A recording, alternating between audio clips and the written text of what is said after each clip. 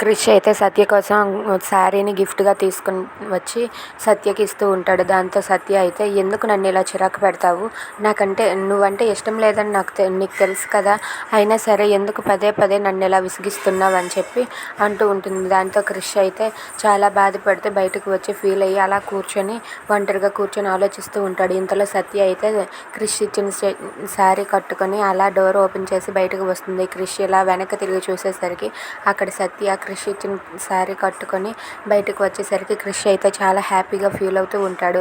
ఇక సత్య అయితే తన శారీని అలా సర్దుకుంటూ బయటకు రాగానే క్రిష్ చాలా సంతోషిస్తూ థ్యాంక్ యూ సత్య అని చెప్పి అంటూ ఉంటాడు. ఇక సత్య అయితే అక్కడ వర్షం పడటంతో హాయ్ వర్షం పడుతుందా అని చెప్పి బయటకు వెళ్ళి పిల్లలతో అలా వర్షంలో తడుస్తూ ఆడుతూ ఉంటుంది. అది చూసి క్రిష్ అయితే చాలా హ్యాపీగా ఫీల్ అవుతూ ఉంటాడు. సత్యకి నా మీద కొంచెమైనా సరే ప్రేమ ఉండదు అని చెప్పి అనుకుంటూ ఉంటాడు. If you like this video please like, share and subscribe. Thanks for watching.